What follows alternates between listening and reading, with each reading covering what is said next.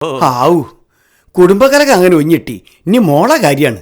ഒരു രാഹുവിനെ കേതു അപഹരിച്ചിരിക്കുന്നു. ഇന്നത്തെ ദിവസം ഇനി പ്രശ്നപരിഹാരമില്ല. അപ്പൊ മോൾ ഇന്നെങ്ങനെ ഒളിച്ചോടിയാലോ?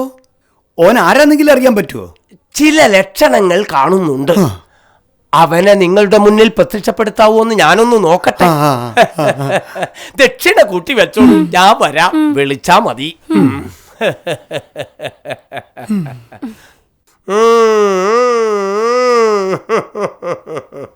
ഇവിടെ വിളിക്ക്.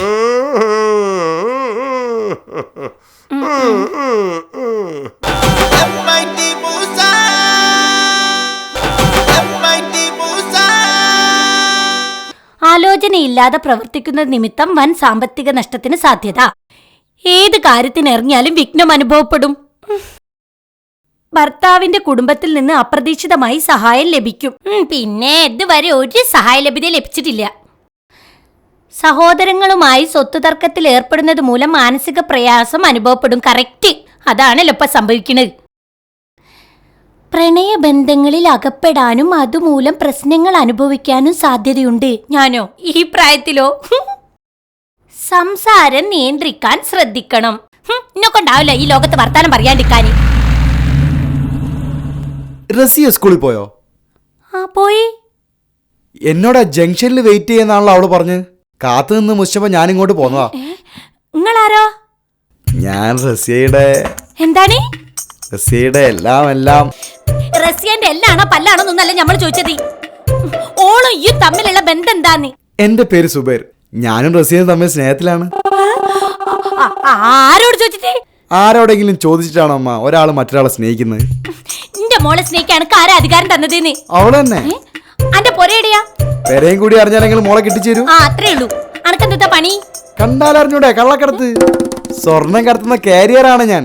മാസത്ത് 10 തവണ ദുബായി പോയി വരും. അനക്കൊന്നും മോളെ കെട്ടിച്ച് തരാൻ പറ്റൂല. ഓള് നല്ല പഠിപ്പും വിവരവും വിദ്യാഭ്യാസവും ഉള്ള കുട്ടിയാണ്. പഠിച്ചോട്ടെ, വിവരം ഉണ്ടായിക്കോട്ടെ. പക്ഷെ ഞാൻ അവളെ കെട്ടും. കെട്ടിച്ചെന്നില്ലെങ്കിൽ ഞങ്ങൾ ഒളിച്ചോടും. അതിനുള്ള വിശദമായ മാപ്പും പ്ലാനുമായിട്ടാണ് ഞാൻ നടക്കുന്നത്. നോക്കുമ്മ, നിലമ്പൂർ വഴി ഊട്ടി, അവിടെ ഒരു റിസോർട്ടിൽ താമസം. എനിക്ക് എന്റെ ഫോട്ടോ ഒന്നും വേണോ? എന്തിനാ? ചില്ലിട്ട് വെക്കാനാ? അല്ല, അത് മന്ത്രി ചോദിട്ട് മോനൊന്ന് അനുഗ്രഹിക്കാനാ. എന്റെ ഫോട്ടോസ് റസിയാന്റെ മൊബൈലിലെ വാട്സാപ്പിൽ കാണും. അതൊന്ന് എടുത്തോ. മതി. അപ്പൊ ഞാൻ എടുത്തോളാം. എന്നാ ഓക്കെ, ബൈ ഉമ്മ, പിന്നെ കാണാം. കാണേണ്ടി വരും.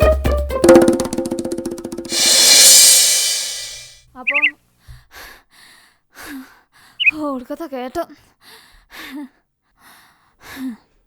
നിക്കടിയാടാ, എടുക്കടി എന്റെ ഫോണി. ഫോണാ? മൊബൈൽ ഫോണാ? അല്ല, ഇയർഫോണി. ഇല്ലേട്ടാ ആപ്പിള്ളേ. ആപ്പോ? എന്താപ്പ്? അന്റെ ഫോണിന്റെ ആപ്പില് എങ്ങനെ വന്നാ കള്ളക്കടത്താന്റെ ഫോട്ടോ? കള്ളക്കടത്താണോ? ഏത്? ഈ ഉമ്മ എന്താ പിച്ചും പേയും പറയുന്നേ? ചിരിച്ച് മയക്കി നടക്കുന്ന ആണുങ്ങളെ കാണുമ്പേ ഉമ്മച്ച് പറയണൊക്കെ പിച്ചും പേയായിട്ട് എനിക്ക് തോന്നു. ഈ ഉമ്മ പറയുന്ന ഒന്നും മനസ്സിലാവുന്നില്ല. മനസ്സിലാവൂല. ഈ ഒളിച്ചോടുന്ന കാര്യം എന്താ എന്നോട് പറയാൻ? ഒളിച്ചോടുന്ന കാര്യം ഒളിച്ചു വെക്കല്ലേ ചെയ്യാ, അല്ലാതെ എല്ലാരോടും പറഞ്ഞിട്ട് ഒളിച്ചോടാ? സത്യം പറഞ്ഞു. ആ കള്ളക്കടത്താരൻ സുബൈറുമായിട്ട് അനക്ക് എന്താ ബന്ധം? എനിക്ക് അയാൾ അറിയില്ല. എന്നിട്ടാണോ രാവിലെ തന്നെ ഓനും കൊണ്ട് കയറി വന്നത്?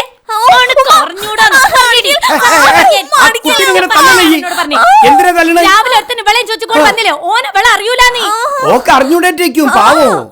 അറിഞ്ഞൂടാന്ന് നല്ലോണം അറിയാൻ നിങ്ങൾ ഒപ്പരം വന്നിട്ടുണ്ടെ നമ്മളെ ജീവിതം നായി നക്കി. എന്നിട്ടാണ് അറിയാത്ത ആളെപ്പുറം ഓൾ ഒളിച്ചോടി പോവാൻ നിക്കണേ. ഉമ്മ എനിക്ക് അറിയില്ല. ഈ ഉമ്മാനെ കുതിരാട്ടത്ത് കൊണ്ടാകണം. മുയത്തെ ഭ്രാന്ത് കൊണ്ട് വരുമോന്ന്. കുടുംബകലം കൂടി പരിഹാരം വേണം. ആ പണിക്കർ വിളിക്കണം. 9747 36 14 54.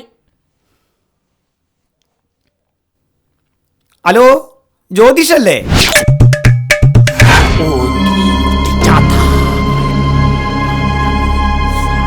എല്ലാ വിഷമങ്ങളും തീർത്തു തരാം. വെറും 2000 രൂപ. അത് വലിയ കൈയായിപ്പോയല്ലോ പണിക്കരെ. നിയമപ്രകാരം കെട്ടിയോൾ അളിയന് കൊടുക്കാനുള്ള 3 ലക്ഷം രൂപ. പിന്നെ ആറ്റുനോറ്റ് വളർത്തിയ മോള് ഒളിച്ചോടിപ്പോകുമ്പോഴുണ്ടാകുന്ന മാനഹാനി. അതിൽ നിന്നൊക്കെ നിങ്ങളെ രക്ഷപ്പെടുത്താൻ വെറും 2000 രൂപയല്ലേ ഞാൻ ചോദിച്ചുള്ളൂ. ദേ മോളെ കാതിൽ പണയം വെച്ചുണ്ടാക്കിയ പൈസ ഇങ്ങോട്ട് വെച്ചോളൂ.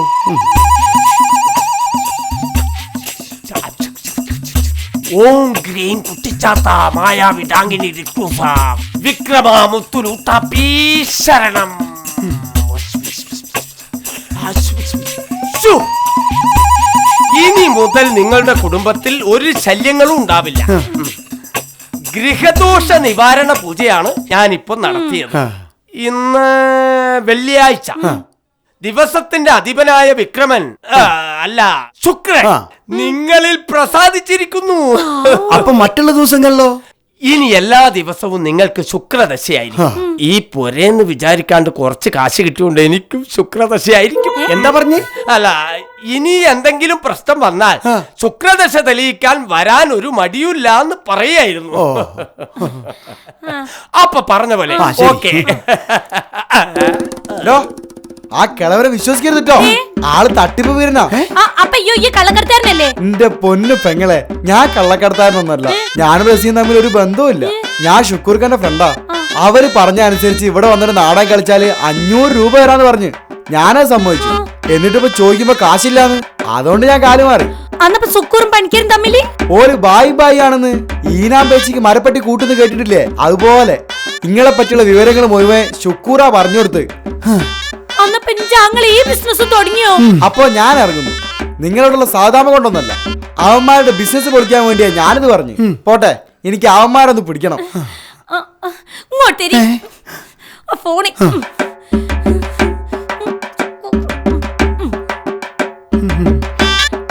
മോനെ സുക്കൂറി, ഞാൻ പിന്നെ ആലോചിച്ചപ്പോഴാ അണക്ക് ഭാഗം വെച്ചത് കുറഞ്ഞു പോയല്ലോന്ന് വിചാരിച്ചത്.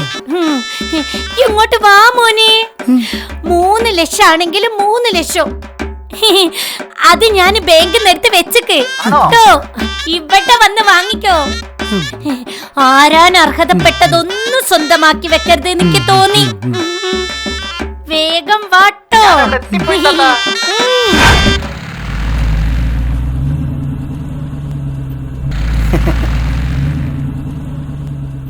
എന്തൊക്കെയാ സുക്കൂറേ, ചാത്തൻ സേവാ മഠത്തിന് ആളെ കൂട്ടി കൊടുക്കുന്ന പണിയൊക്കെ കൃത്യമായിട്ട് നടക്കുന്നില്ലേ?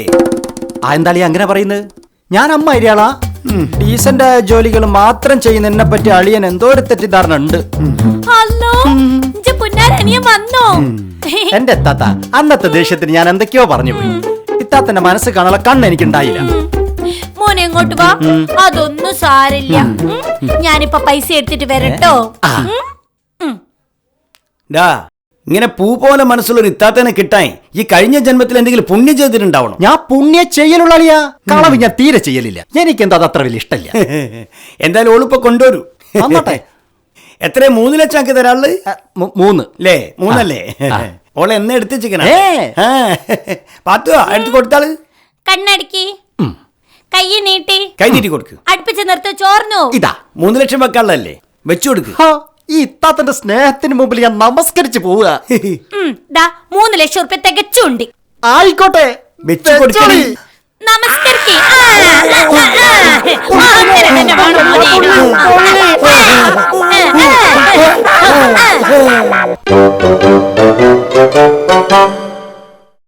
നാളാണ് ഞങ്ങളെ കല്യാണ വാർഷികം. എന്നാ അതൊന്നും ആഘോഷിക്കണല്ലോ. ശരിയാ, പക്ഷെങ്കിൽ ആഘോഷിക്കുന്നു പറയുമ്പോ ഉമ്മാന്റെ പത്തിരിയും കൊയ്യൊന്നും വേണ്ട, കംപ്ലീറ്റ് ഫുഡ് നമുക്ക് പുറത്തുനിന്നാക്കാം. വായ കൊള്ളാത്ത സാധനം എങ്ങനെയാ കഴിക്കുക? എന്താ മോളെ ഇതിന്റെ പേര്? ബർഗർ. ബാർബറോ? ബർഗർ അപ്പാ, ബർഗർ. പത്തു നമ്മളെ പറ്റുന്നുണ്ടല്ലോ, എന്തോ ഒരു കുഴപ്പം.